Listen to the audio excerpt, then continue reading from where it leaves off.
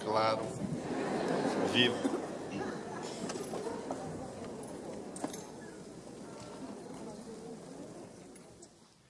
Queridos amigos, um toque do açaí no surubim.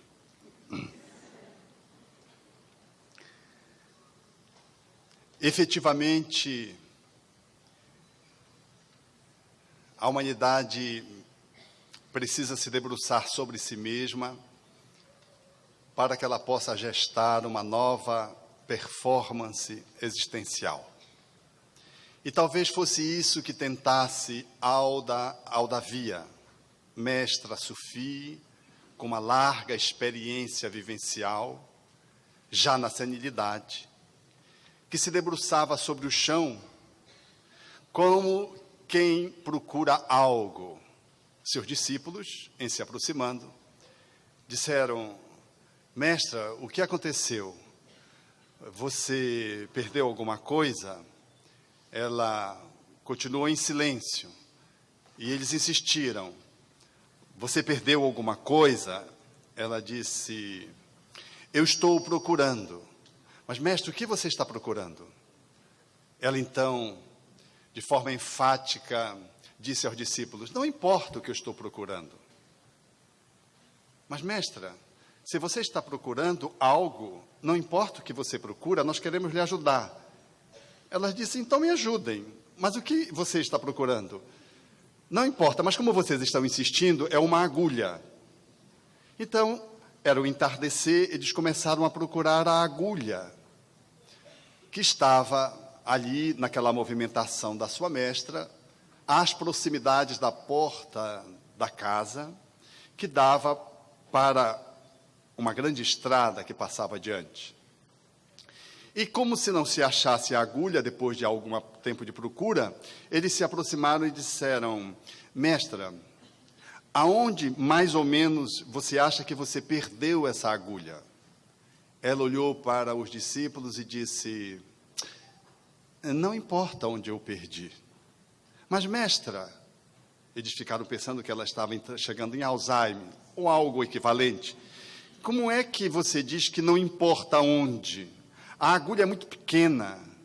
Se decifrarmos um espaço geográfico onde possamos nos debruçar melhor sobre a procura da agulha, será mais fácil encontrá-la.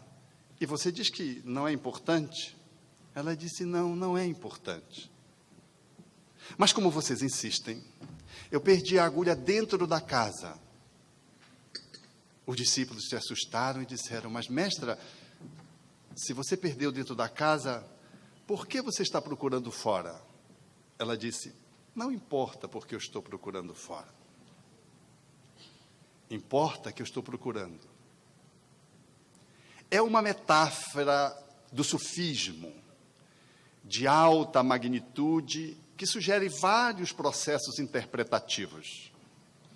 Efetivamente, a humanidade se movimenta tal como a mestra propõe no seu ensino simbólico. Nós nos movimentamos diante de um mundo frenético, galopante, aonde os carros, os veículos de comunicação, de transporte, se desdobram, aonde a visibilidade é de tal modo importante que é quase muito difícil uma pessoa procurar alguma coisa dentro de casa. Nós nos projetamos para fora, acionados por um mundo fomentador de conexões, de apelos, e não nos damos conta de que em que momento ou em que posição nós estamos fazendo a nossa movimentação em relação a nós mesmos e em relação à nossa perspectiva existencial.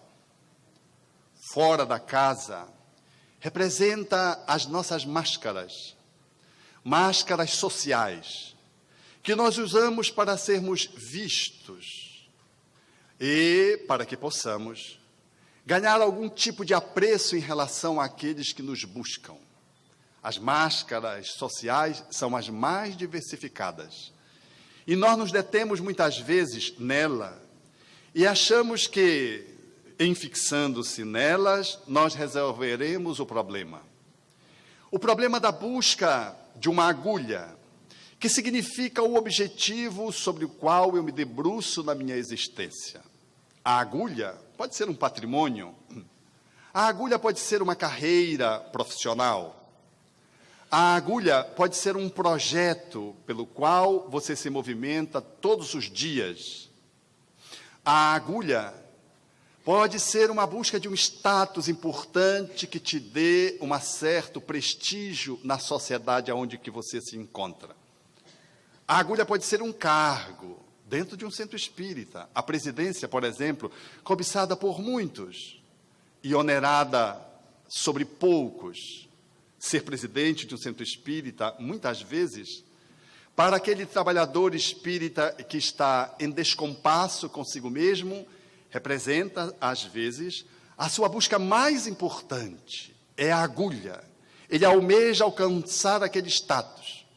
Esse se forma uma chapa aonde se estabelece os processos de eleição, ele é capaz de usar, muitas vezes, a mesma atitude das facções, dos partidos políticos, para tentar galgar um espaço na diretoria, porque, estando na diretoria, ele está mais próximo da presidência. E quase sempre, um centro espírita bem equipado guinda a presidência a alguém que não quer a presidência, mas que, como Bezerra de Menezes, é impulsionado para aquela instância, porque é a pessoa que melhor tem condições, em regra, se o centro espírita é equilibrado, de ocupar aquele encargo, que embute um cargo do ponto de vista jurídico, e que o coloca numa projeção que ele nem quer, ele nem desejaria ter. Mas a votação, as sugestões espirituais inclinam o grupo a colocar aquela pessoa naquela posição dentro da administração do centro espírita. Mas há muitas pessoas que buscam aquele lugar, que é a sua agulha, é o seu projeto mais ambicioso de vida dentro do movimento espírita. Alguns outros são mais tímidos e colocam a sua ambição para ser o coordenador de uma equipe. Se ele não for o coordenador, ele não é nada. Ele não quer ser um membro de equipe, ele quer ser o coordenador. E quando ele está nesse lugar, ele então anuncia: eu sou o coordenador da equipe de paz. E olha de cima para baixo, como se ele tivesse alcançado os píncaros dos seus anseios anelados desde há muito. E, de fato, aquilo se estabelece. E ele se investe do coordenador como um político se investe do cargo que assume. E quando a gente vê, parece que a pessoa mudou. Ela buscou uma agulha, alcançou-a, mas como tem uma desconexão profunda de si mesma, ela passa a usar a agulha não para afiar, para tecer, ela passa a agulha para espetar os outros, sem se dar conta de que ele está se valendo daquele lugar, numa movimentação que é absolutamente ambígua, às vezes destrutiva para ele e para a própria equipe. Quando uma equipe não vai bem e o gestor não consegue o equacionar, a ecologia de uma equipe pode contar, com muito mais frequência do que se pensa, aquela pessoa está mais pelo cargo do que pelo encargo. Ela está mais pelo prestígio da visibilidade, da máscara social.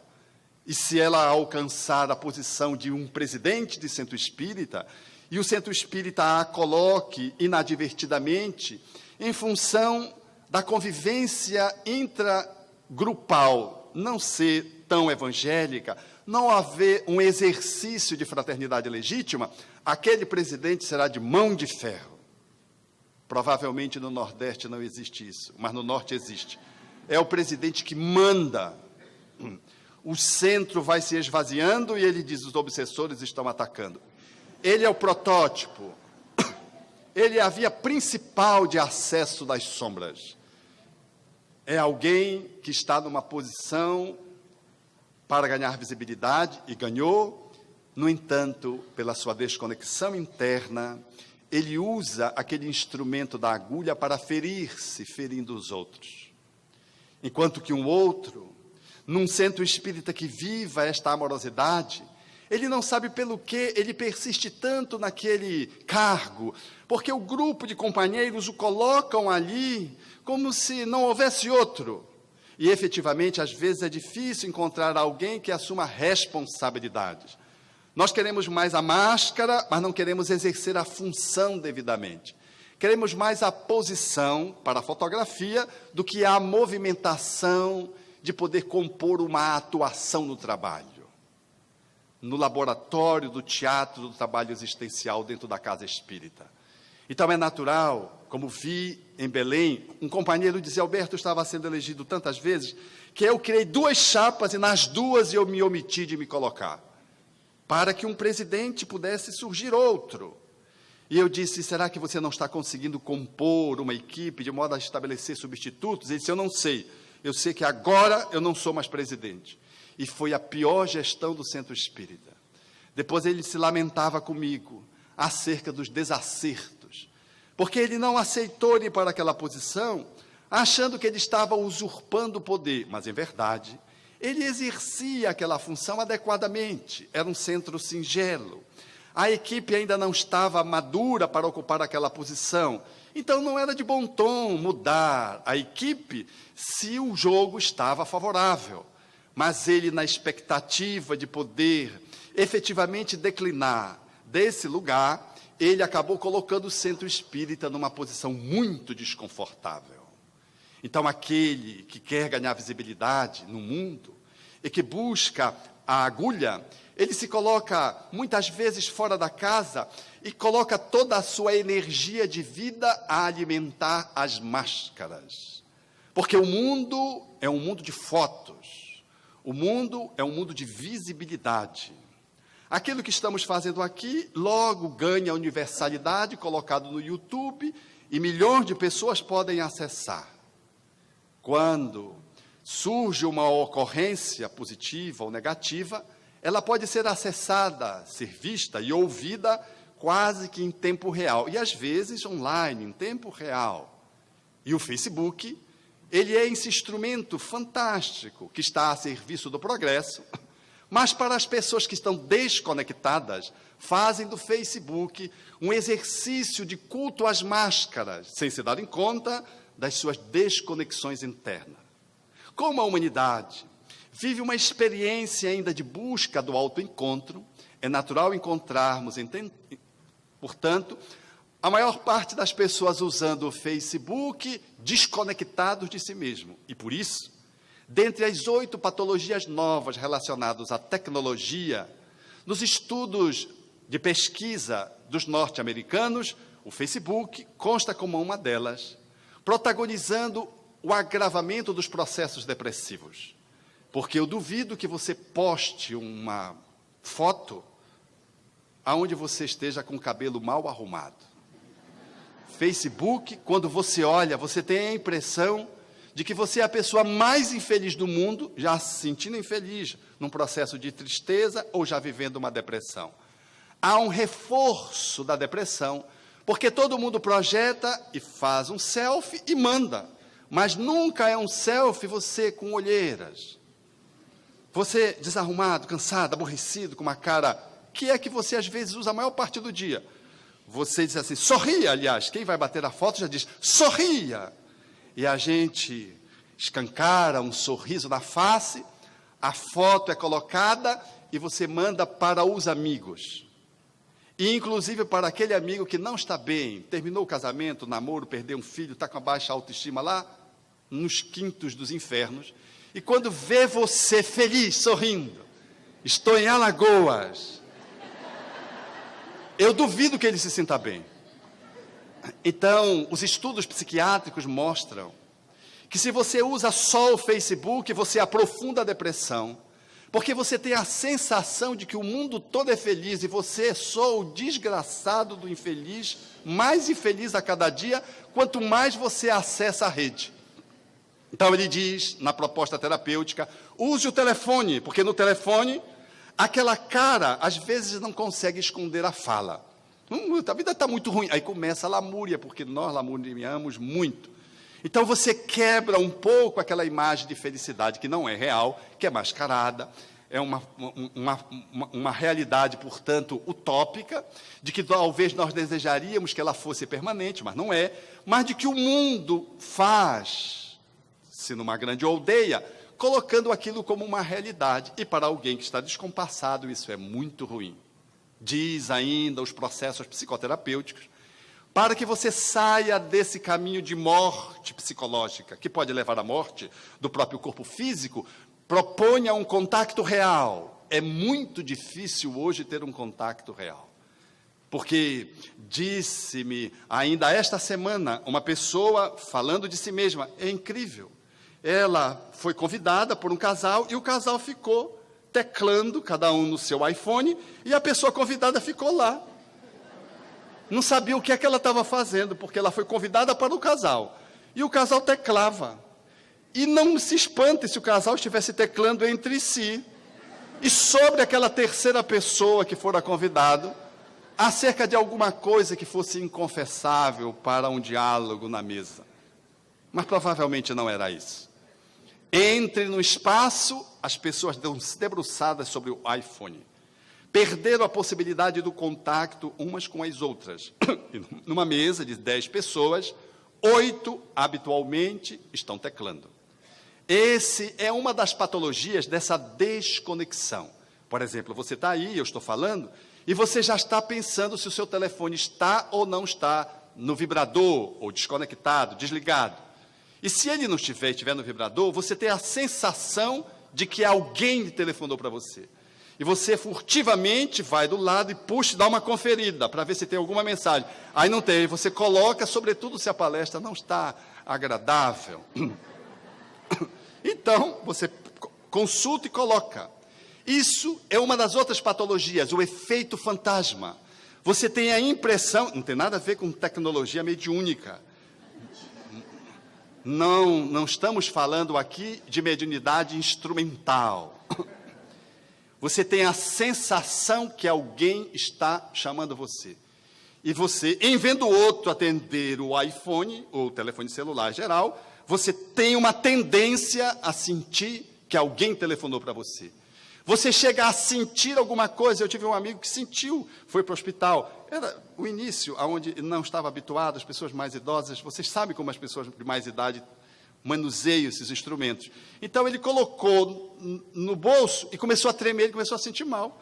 Uma calça grande aqui em cima, e ele foi achando que estava passando mal. Era o bicho que estava tremendo, e ele não se deu conta que era o telefone celular.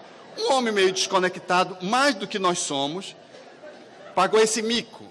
Mas, como eu também não sou de ferro, outro dia eu estava fazendo em Belém, no centro de convenções, uma fala, e o telefone tocou, o que é, naturalmente, um desrespeito, ainda que a palestra não esteja boa. Eu olhei para a primeira fila, era muito alto, eu fiquei olhando quem era e não vi quem era. E o telefone tocou até parar de tocar. A pessoa não se deu conta de que poderia desligar em curso. Passou um pouquinho, quando ele tocou de novo. Aí eu fui olhando e não via ninguém, todo mundo me olhava. E eu estava atrás de um púlpito e, de repente, eu toquei aqui. Era o meu telefone. Atrás do púlpito eu fui tirando e continuei falando, desliguei o bicho e fiquei pensando de que todos somos mais ou menos vítimas das máquinas. A máscara, ela, portanto, nos projeta para essa perspectiva da aparência. A aparência, ela fala-nos, portanto, dessa instância do contacto. E o Espiritismo, em sendo uma doutrina que caminha na direção do processo libertador do ser humano, propõe que nós mantenhamos um contacto de profundidade. Um contacto de profundidade que traga a nossa realidade existencial. E, do ponto de vista da máscara, nós não só precisamos, mas devemos exercê-la. Máscara, não como sinônimo de hipocrisia, máscara como sinônimo de papel social. Você tem a máscara, por exemplo, de ser o profissional que você é. Você tem o papel social de ser um pai, ou de ser uma mãe, ou de ser um avô. Esses papéis, eles estão embutidos na nossa existência. A forma como eu lido com eles é que está adequada ou está inadequada. está na porta da casa, da mestra Alda Aldovia e vivendo as máscaras, é o desafio para saber o quanto nós estamos desempenhando essas funções, se adequada ou inadequadamente. E se nós estamos mais alocados na função de tal ordem que se tivermos que fazer uma mutação dela, cambiarmos para uma outra posição, nós somos capazes de adoecer. Vemos isso quando uma mãe, habitualmente, ou um pai, menos frequentemente, experimenta os filhos que se evadem pelo processo da emancipação da idade, da faixa etária, vão fazer cursos fora, ou se acasalam, ou fazem um intercâmbio e saem do lar. A mãe que não ocupa o seu relacionamento consigo mesmo, de profundidade consigo própria, com a sua consciência, ela está perdida no papel, porque ela é a mãe maior que existe no prédio, no condomínio, na cidade de Alagoas. Pode ter igual a mim, algumas dizem, mas mais mãe do que eu não existe. Quando a pessoa diz isso, só falta já dar um medicamento psiquiátrico, porque psicoterapia já vai ser difícil. Ela já está no limite. Vê-se que a pessoa colocou todas as suas energias no desempenho de um papel social maternal. A evasão de um filho pela emancipação natural do progresso, da ave que sai do ninho, deixa aquela mãe absurdamente desconectada da vida, porque ela não soube lidar com esse papel de mãe. Ela alocou e se enlouqueceu, colocando tudo nesse papel. Ela não conseguiu, às vezes, até coexistir o papel de esposa. Ela subtraiu a relação esposalícia, declinou como o quê de ser uma cônjuge do relacionamento, deixou o parceiro algo de lado para poder ocupar e não deixar nenhum vácuo, nenhuma fissura na relação do seu papel maternal. Quando o filho vai, o casamento entra em crise, o ninho está vazio, e essa mãe não sabe o que fazer da sua existência, quase sempre entra em depressão. Quando não quer ir com o filho, arrumar o apartamento em São Paulo e fazer o estágio de 5 anos com ele lá, junto com a pós-graduação, ou quando não quer ir com o filho para ajudá-lo a se equipar com a parceira, esquecendo-se que nessa posição, ao tempo em que ela é mãe, ela é sogra. E em sendo sogra, isso sempre é muito problemático, muito desafiador o papel de sogra. De sogro não tanto, mas de sogra.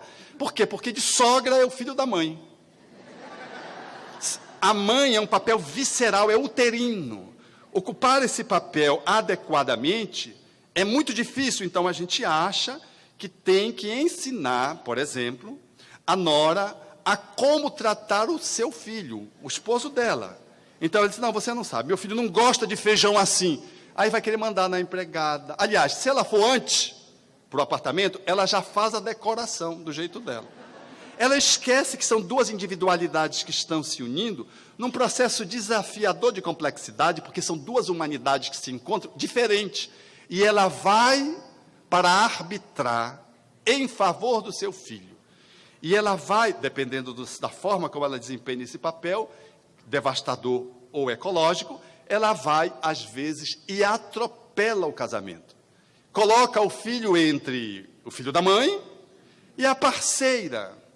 A parceira chama para cá, a mãe chama para cá, e ele fica como um Cristo, que não quer desagradar nenhum nem outro, e sempre mãe leva vantagem. É curioso, porque a mãe diz assim, eu lhe pari.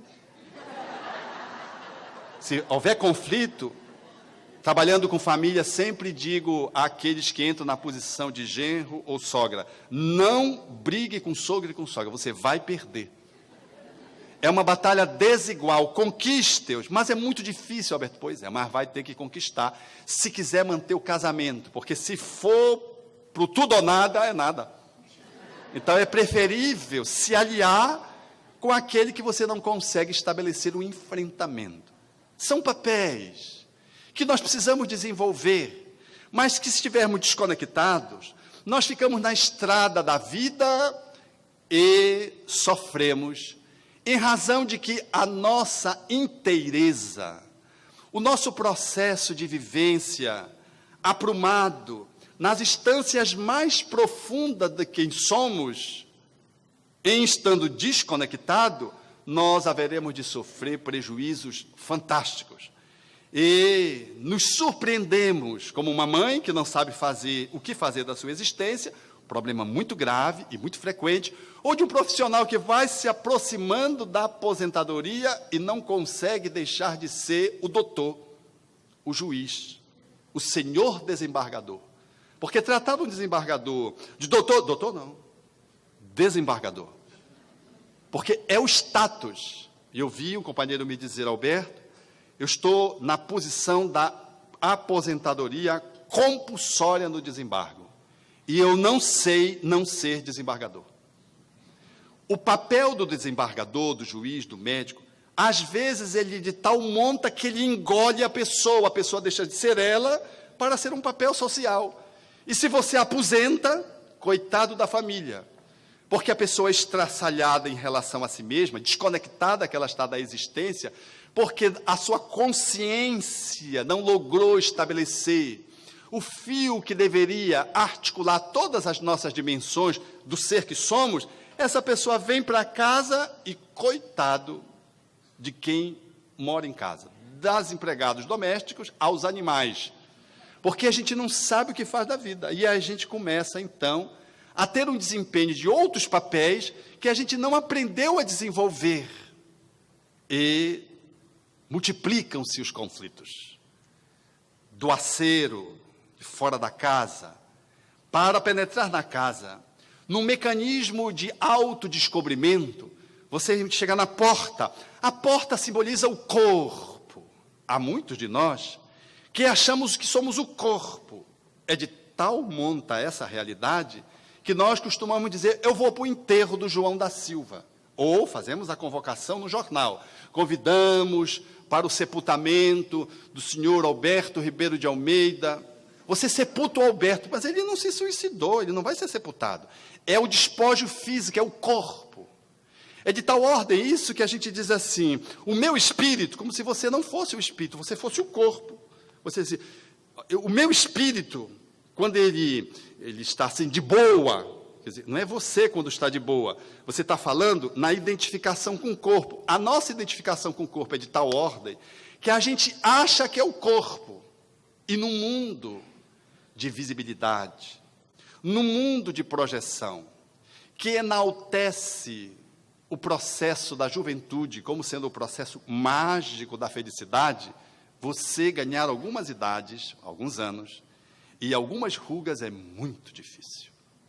E se não tiver dinheiro para comprar uma cirurgia plástica ou procedimentos estéticos, você começa a ficar numa ruim. Sobretudo se você for de um gênero mais afeiçoado à estética, que é o gênero feminil, que está sempre procurando aonde surgiu a arte. E se não tem plástica, come mais um pouco para engordar, para poder cobrir, preencher as rugas. É uma plástica do pobre. Na tentativa de manter uma aparência. Mas a inevitabilidade cronológica do corpo físico leva você a documentar de que você efetivamente vai morrer. A morte é fiel. Ela não deixa ninguém.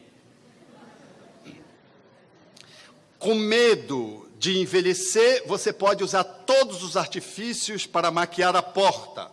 Usa os shampoos, rena, rímel, faz os procedimentos que são necessários fazer, vai para o personal trainer, você dá um banho de loja. No entanto, ainda assim, se você está fixado na porta, identificado com o corpo, achando que você é o corpo, você haverá de experimentar uma angústia, porque o tempo ele vai fatidicamente te trazendo para a realidade. Você vai envelhecer e vai morrer. O índice de pessoas que deprimem na menopausa é incrível. Enquanto que os homens, na cultura brasileira, os cabelos vão ficando encanecidos, isso é um charme para uma mulher. Ver um cabelinho branco é uma ameaça da Terceira Guerra Mundial se estabelecer dentro dela. Eu vi uma paciente, ela olhou para mim à época e disse assim, o senhor não tem cabelo branco? Aí eu brinquei com ela, disse, não, eu tiro os todos. Ela disse, eu também. Ela era muito mais jovem do que eu. E estava, segundo a genética, apresentando os cabelos brancos. Tratar da porta como das máscaras é uma necessidade. Espírita chechelento que não se cuida e que, em nome de uma pseudo-humildade, nem banho sequer mantém, e o prazo de validade compromete as suas relações interpessoais, domésticas e externas, é natural que isso não tem nada a ver com um bom tom de alguém que enaltece a vida em nome de Jesus, que é a boa nova, um bom banho, o asseio. Ele é indispensável. Trabalhar as suas taxas se estão inadequadas, fazer o exercício físico, respirar pausadamente, trabalhando a ansiedade, para que o seu corpo possa funcionar melhor, fazer os periódicos médicos, antes que você envelheça. Não deixe para procurar um geriatra quando você está com 70 anos, com atestado de óbito já, da parceira ou do parceiro, porque você já está tão insuportável que ele já está desejando que você se liberte, quer dizer, a pessoa que quer se libertar de você. Procurar os profissionais para atender o corpo é de bom tom, não foi sem razão, que o Evangelho segundo o Espiritismo colocou o cuidai do corpo no capítulo Sede Perfeito. É curioso isso, cuidar do corpo e cuidar do espírito, demonstrando a nós, espíritas, que nós não devemos ser naturalmente adeptos do fisiculturismo, ou do narcisismo, ou de uma vaidade que se afirma socialmente pelo corpo, como se a porta ela fosse o processo definidor da plenitude interior e da felicidade existencial. O teu corpo é o teu templo, e como templo precisa ser bem cuidado. É a tua vestimenta, e ainda que ela apresente, segundo a tua análise, alguns centímetros aquém ou além do que deveria ter, segundo o teu desejo, para cima ou para baixo, ou para as extremidades laterais, cuide dele, porque ele é o seu instrumento de exercício de progresso na humanidade. É necessário, portanto, se projetar para atender o corpo de uma forma adequada, cuidando, mas é necessário abrir a porta e entrar dentro da casa, aonde a Aldovia disse que tinha perdido a agulha. Ali nós temos a instância do ego. Nós somos, portanto, um ser naturalmente subjetivos. Ao lado dos papéis sociais, ao lado do corpo, nós temos uma dinâmica de subjetividade que fala mais do que somos ou de como estamos do que propriamente o nosso corpo. Muito embora o nosso corpo reflita essa dinâmica interna. E o desempenho das funções sociais, dos papéis, das máscaras, eles também falam dessa dimensão egóica. Mas é o ego que faz uma movimentação energética e faz a estruturação ou desestruturação da saúde do corpo, mobilizando o perispírito, que, interconectado com o corpo físico, vai afetando a nossa sanidade mental e biológica, ou assegurando uma maior ecologia do campo físico. É o ego que, no exercício das suas funções, vai estruturar também que você seja um bom profissional, um bom pintor, um bom cozinheiro, um bom flanelinha, ou não. Que você, a partir desse ego, você vai poder, portanto, estabelecer relações com a sociedade externa que sejam mais adequadas ou não. Então, mergulhar dentro de nós mesmos, penetrar para dentro da casa, a despeito da agulha, do acero e da porta, é medida imprescindível para alguém que quer viver e não quer morrer. Porque há muitas pessoas que estão mortas no corpo físico, fixadas numa saúde aparente, porque são prisioneiras de uma vaidade narcísica. Certa feita, acompanhei uma pessoa que até as costelas ela tinha tirado para diminuir a cintura. Tal era o seu aprisionamento, a sua plástica corpórea. Ir para a dimensão do ego é uma necessidade fundamental para sabermos como é que nós funcionamos egoicamente. Como é que lidamos com as nossas emoções? Como é que o nosso psiquismo ele atua no campo da vida? Como você lida com o aplauso e com a vaia, com o medo e com a coragem? Como é que você se estrutura diante de alguém que te pisa no pé ou que te pisa na alma? Como é que tu lidas com o ato de ter que perdoar alguém ou perdoar-se? Numa caminhada, às vezes, tão difícil que você diz, não, vou deixar para a próxima vida, porque nessa não dá. Tem muita gente, egoicamente, que vai transferindo tudo para a outra vida, como se estivesse de férias nessa existência.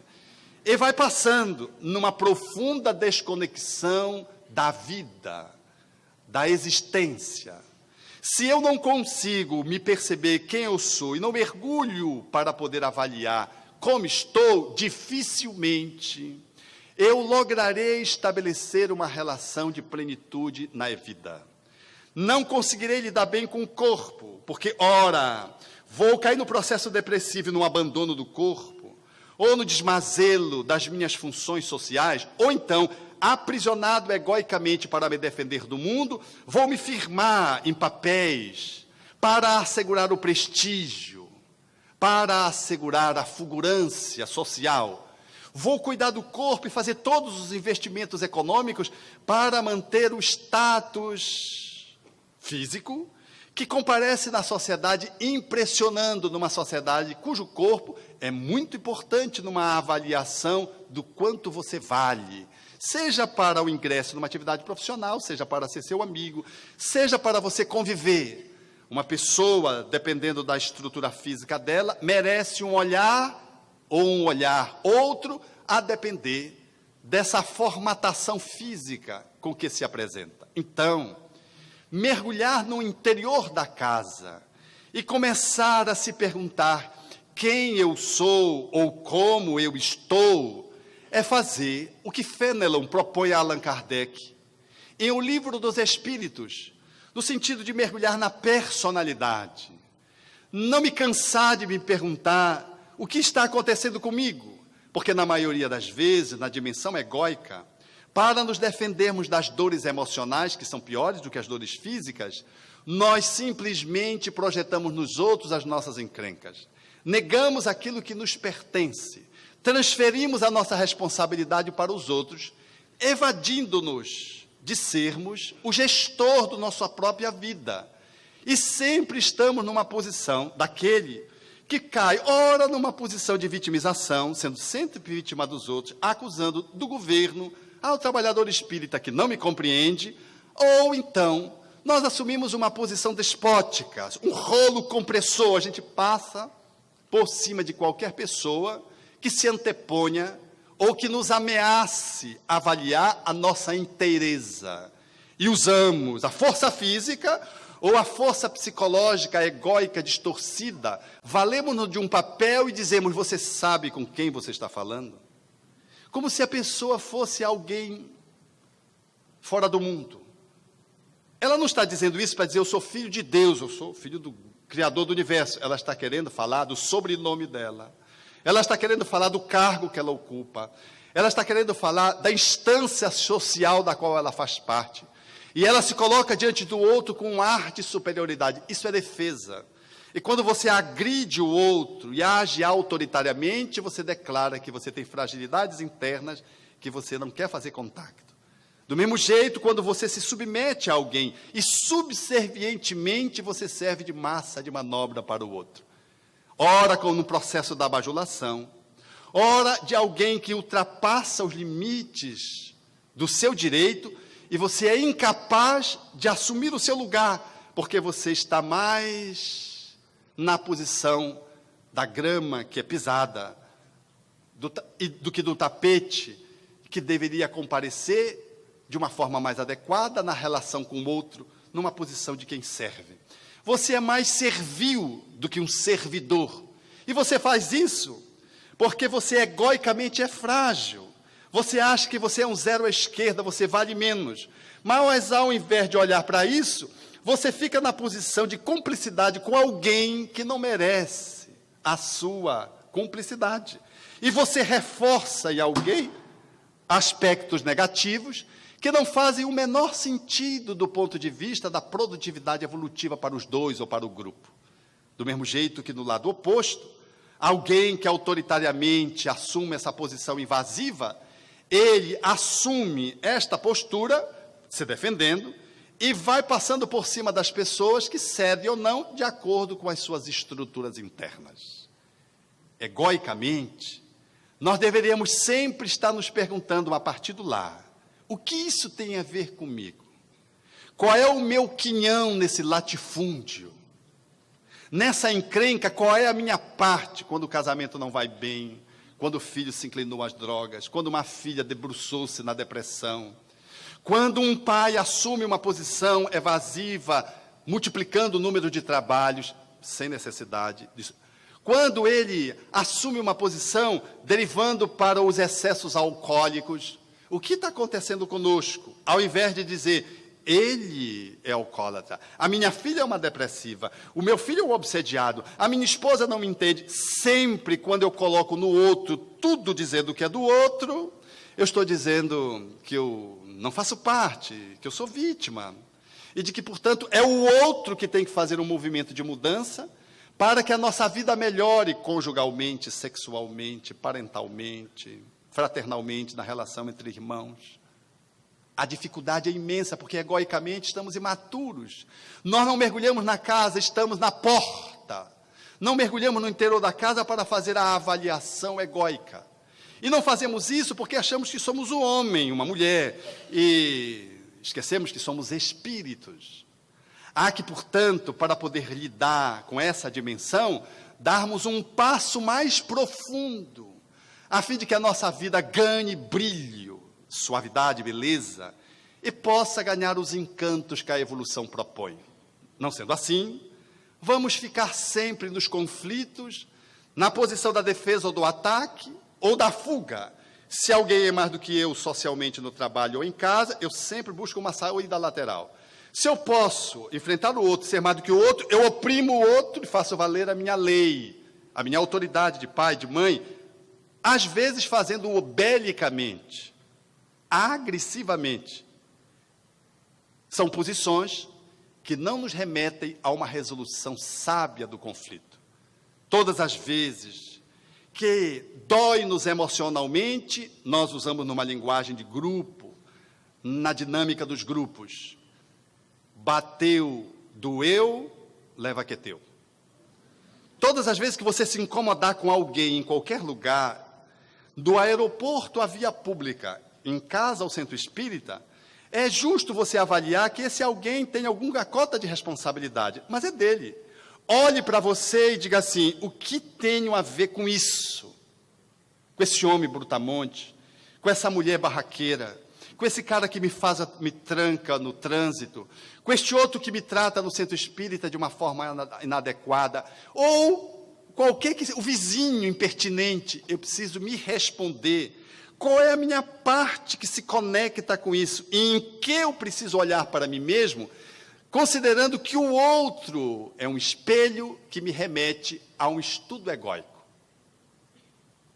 Como isso é difícil, o Espiritismo nos propõe aquilo que é fundamentalmente vital para que a solução se assinale de uma forma positiva, sob pena de egoicamente nós não conseguirmos lidar e nos refugiamos do medo na fobia, da tristeza na depressão, da alegria nós vamos para a euforia nos alcoólicos, nos psicotrópicos, ou então vamos para posturas variadas no campo das compensações, que são compensações precárias quando não nocivas, dos excessos de trabalho. Eu transformo o escritório no escritório. Eu vou, aos poucos, tentando compensar, porque não está bom de viver em casa. E eu já preciso beber alguma coisa para dormir, eu preciso tomar uma pílula para acordar. Aí minha ecologia está comprometida.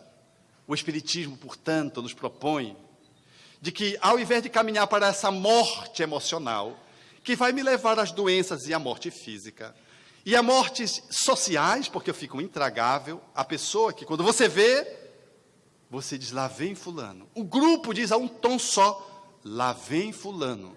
Ele é o grande desafiador do grupo. Ele é o espelho mais autêntico, porque ele não tem o menor pudor de ser invasivo, de ser grosseiro, de ser barraqueiro, de ser maledicente. Ele vai se aproximando e o povo que acha que só ele é o problema, já vai se acompliciando. Às vezes é o atendido, como uma certa feita, entrou um companheiro alcoolizado no centro espírita, sentou na primeira cadeira. Todo mundo olhou no regime de cumplicidade para aquele que era o dirigente da instituição que estava na mesa, coordenando a reunião, acerca daquele homem que era o homem que ficava na rua, era um mendigo. E a mãe do homem desencarnada se aproximou. Quando ele sentou, ela foi ao dirigente e disse: por favor, atenda o meu filho hoje, porque hoje eu consegui fazê-lo entrar na instituição. Os olhares eram de cumplicidade. Como é que nós vamos tirar esse mendigo daqui? Porque ele fede, bebe habitualmente, vai incomodar, começa a esmolar. O olhar, portanto, é o olhar da defesa. Ao invés de se perguntar o que fez o mendigo entrar no centro espírita, alguém mais excitado, alguém mais explosivo, alguém desconectado psiquiatricamente. O que tem a ver isso conosco e comigo, que estou participando da reunião, que estou coordenando um grupo, uma palestra, um grupo de jovens, para que eu possa, então, entender qual é a minha parte nesse latifúndio. E para que não nos assustemos e não nos sintamos assim tão desguiados, o Espiritismo nos propõe que dessas mortes evitáveis, nós lograremos estabelecer um processo terapêutico e preventivo se mergulharmos na consciência, que é onde está a lei divina impressa. A consciência, portanto, ela é a reveladora de que nós somos Deus. E Deus, em fazendo o universo, Ele faz as suas assinaturas e nós somos a assinatura do divino. Nós somos, quando nos estamos conectados conosco mesmo, com a nossa essência, e portanto conectado com Ele que perpassa o universo, nós somos um autógrafo de Deus ofertado para a humanidade.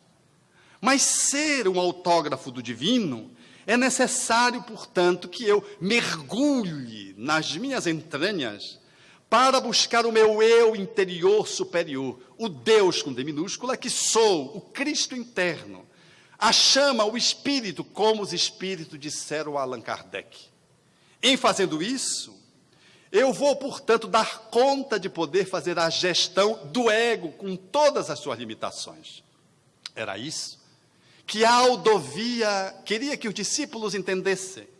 Não era importante a agulha, porque se eu tenho a agulha, mas eu não estou conectado comigo, eu vou fazer mau uso da agulha. Não é importante ficar nas máscaras sociais, na porta do corpo, tampouco somente entrar no ego.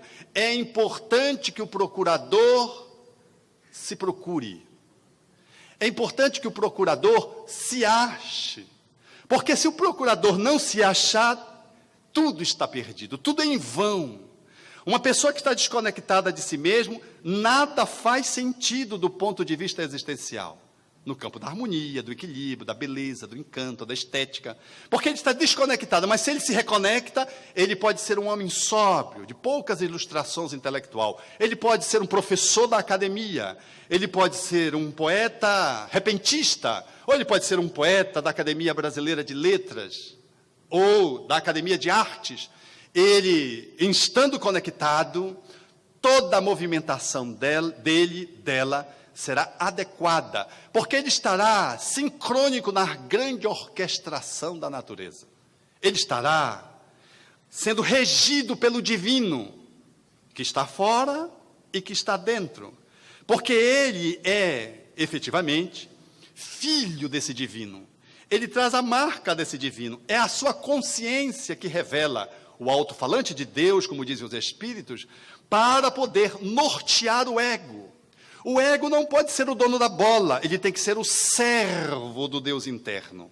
Se ele for o dono da bola, o eu interno, desconectado, não consegue guiá-lo. Então, quando Jesus é o nosso modelo e guia, ele é o modelo, enquanto plataforma, modelo de homem, de estruturação e guia, porque ele veio nos ensinar o caminho. Mas não precisaria de Jesus se pudesse mergulhar na consciência, diz os Espíritos Allan Kardec. Os profetas, os grandes homens vêm para que eles possam acordar esse mergulho do procurador que está procurando sem nunca ter se achado.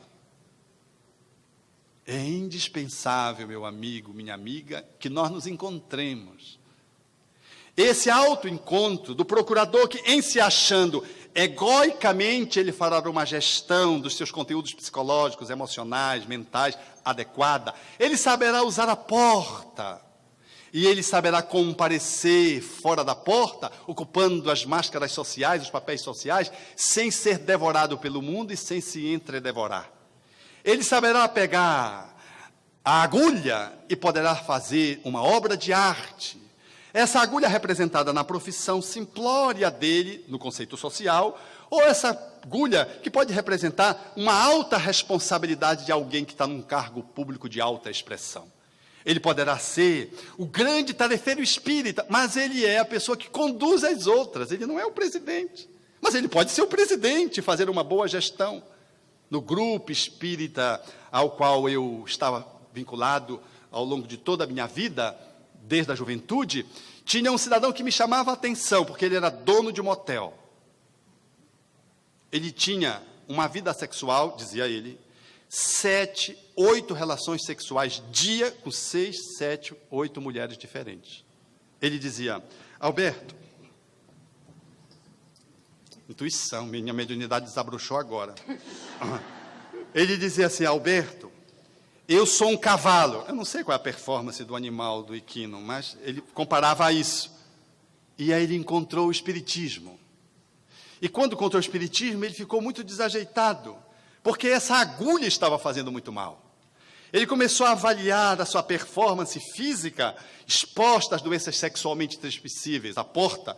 Ele começou a avaliar a estrutura egóica, que estava altamente deficitária em função de uma energia sexual mal alocada. Ele começou a perceber que havia uma desconexão existencial transcendente. Ele não sabia que ele era um espírito, que estava reencarnado. E quando ele descobre isso, ele foi realinhando-se. Só para vocês verem a performance dele, ele tinha 18 filhos. Vários filhos assim. Então ele foi se desfazendo dos motéis, porque ele não achava ético o motel como funciona no nosso país. E aí foi criando um problema, porque as mulheres, os filhos começaram a reclamar, e depois de algum tempo ele disse: eu vivo com a mulher que eu amo, que era uma prostituta, que havia sexo, mas havia algo mais. E depois que ele se alinhou, ele percebeu que ele amava aquela mulher.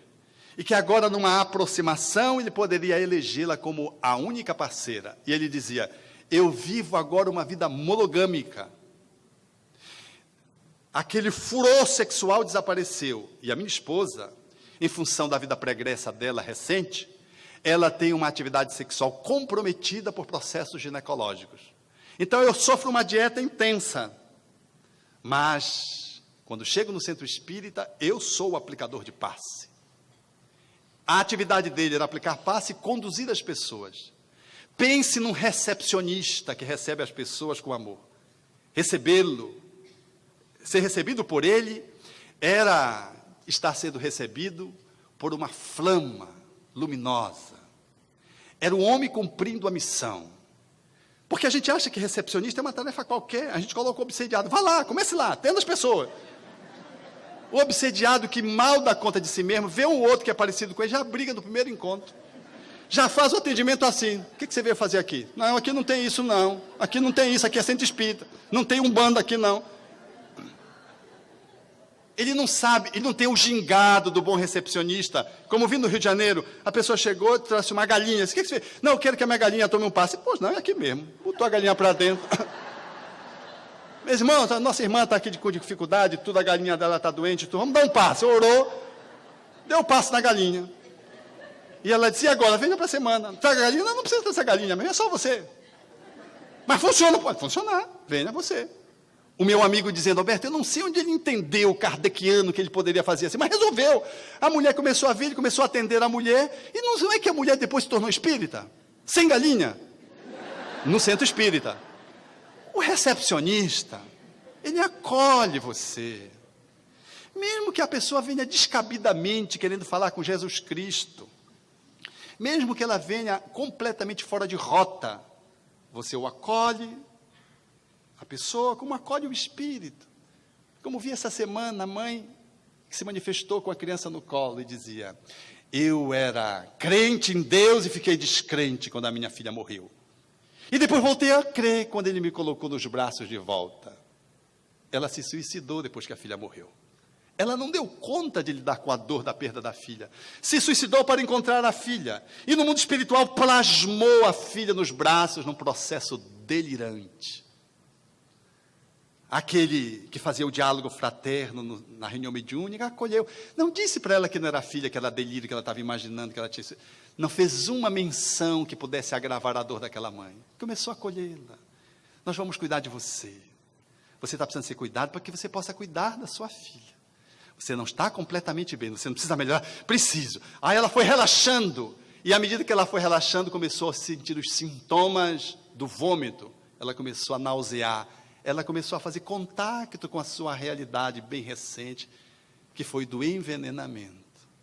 A tarefeira não precisou usar o martelo para abrir a porta daquele coração. Ela suavemente convenceu aquela mulher a abrir o coração. Coração é porta que só se abre por dentro, não arrombe. Então, essa estratégia da amorosidade de cuidar do outro faz com que o outro, aos poucos, se abra, porque ele não tem em você um inimigo, um fiscal, alguém que vai avaliar se tu está certo, se está errado. Ele tem diante de você o irmão que quer cuidar de você, que às vezes tem as mesmas experiências que você ou já teve ou terá. Nessa perspectiva, o Ribamar, esse recepcionista, eu olhava para ele e ficava me admirando, porque a gente pensa que o verdadeiro espírito é aquele que fala, porque fala bem, porque ele ocupa aquele cargo. O verdadeiro espírito é aquele que vive o espiritismo, pegando a sua agulhinha e fazendo o que ele precisa fazer. Aquele recepcionista, ele era de alta performance. Aquele homem era espírita, num processo revolucionário que dificilmente, pelo menos eu, poderei fazê-lo com tanta magnitude. Ali estava um homem que se conectou com a consciência e rompeu com a morte social, uma atividade profissional que ele não considerava lícita, rompeu com os desvãos das repercussões corpóreas, rompeu com toda uma dinâmica interna egóica que o colocava numa posição de usar a energia sexual de uma forma desfavorável, e passou a ser o cristão, o irmão, que quando você se aproximava do centro espírita, ele tinha sempre um bom acolhimento para fazer. Ele não era o entrevistador, ele era o recepcionista. Quando você vê no Lar Fabiano, no Rio de Janeiro, ali naquela mosteiro, a pessoa que tinha mais evolução, que quando dormia e se desdobrava e se conectava com Francisco de Assis, era o porteiro. Era o porteiro. Porque ele estava conectado. A sua atividade de máscara era ser porteiro, mas egoicamente ele foi se trabalhando a partir do eu interior e era capaz, durante o sono de desconectado, fazer nexo com Francisco de Assis, que tutelava aquela obra. Assim, amigos, você é o procurador que deve se achar. Ao invés de estar com os olhos muito abertos, procurando fora a agulha, ao invés de estar preso, às vezes, no circuito das máscaras em desconexão interna, às vezes agarrado ao corpo como se o corpo fosse imortal. Às vezes, fazendo um pequeno mergulho no ego e logo fugindo com medo ou se defendendo para que não tenha que fazer as transformações inadiáveis e intransferíveis. O Evangelho, segundo o Espiritismo, veio ao nosso encontro para fazer esse encontro. Se alguém te bate na face, dá outra. Ou seja, vai além do ego, oferece o eu interior, o eu divino. Se alguém te quiser levar 1 milha, vai com ele 2.000 milhas. Ele pode ter todas as razões, ainda que esteja equivocado, mas você tem outras razões transcendentes que faz você ir além do seu ego e ceder quando a maioria das pessoas não cederiam. Ou firmar-se quando a maioria das pessoas cederiam, caminhando 2.000 passos através dessa dimensão consciencial que está viva e que dá um sentido para o corpo, para o ego, para a convivência social e que te coloca no mundo, no lugar onde tu deves estar. Porque se você não estiver, é como se o universo tivesse um buraco escuro, Mas quando você está, é como você que está com o prato numa grande orquestra sinfônica e de repente o prato toca. Nada consegue imitar daquele prato. Aquele prato é insubstituível, mas ele precisa ser acionado naquele momento. Ou o bumbo, que precisa ser tocado naquele momento, e aquela percussão ela é absolutamente adequada no concerto da orquestra. Nós somos filhos do divino, estamos caminhando no movimento espírita, sendo convidados a nos encontrarmos, procuradores que somos, procurando alhures não sei o que, em crises existenciais, e morrendo diversas vezes, em diversas instâncias, porque estamos desconectados do eu interior, que somos nós mesmos. O espírito imortal que reencarnou para evoluir. E Jesus surge, fulgurante e belo, descrucificado, para nos chamar como um grande portal para uma movimentação, um mergulho interno a partir da relação com os outros, através da qual eu possa fazer essa grande viagem virtual e virtuosa, sobretudo, do autoencontro, e em me encontrando, a minha vida fará sentido. E se eu me encontrar e fizer sentido, tudo brilhará na minha existência. Para encerrar, lembro de Chico, quando em torno de 55 anos foi a Nova York, escreve para uma amiga dizendo: os americanos não são como insensíveis como eu pensava, eles são generosos, eles são afáveis. Nós brasileiros somos muito afáveis, somos muito generosos, mas os americanos também são. Mas eu fico me perguntando aqui, nessa floresta de aço durante o dia, e nessa mata de luzes durante a noite, Nova York, como é que eles conseguem viver essa generosidade, considerando que há muita competição? E aí ele diz: eu penso que não trocaria o meu quintal, ele ainda estava em Pedro Leopoldo, o meu quintal de Pedro Leopoldo, bem varrido e limpo, e começa a citar as pessoas da convivência, para morar em Nova York. E diz, numa fala que é da grandiosidade de um grande espírito: mas Deus coloca cada um aonde cada um deve estar. É fantástico.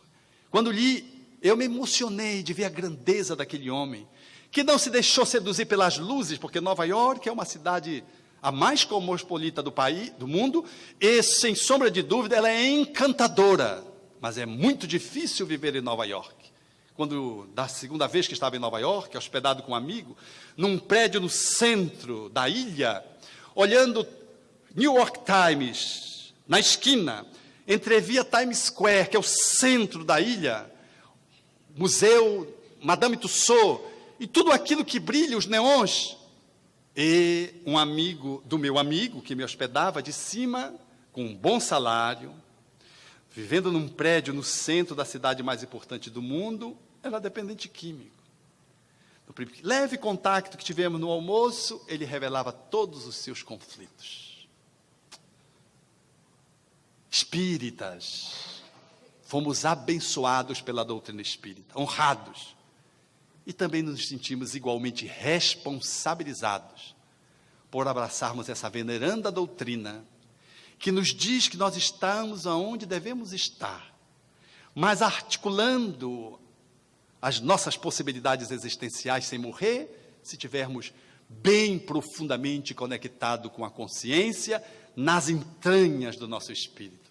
E se isso está, talvez não será necessário dizer ou responder o apelo de Maria Dolores, quando diz, lembrando do Evangelho e da figura excelsa de Jesus, lembrando-te a mensagem brilhante e renascente, recordo-te a promessa em sentido augusto, e crede que estarei convosco eternamente até o fim dos séculos do mundo. Por isso creio com razão, Senhor, que ninguém mais consegue ignorar-te ao ver-te as manifestações de intenso amor, refugindo e atuando em toda parte.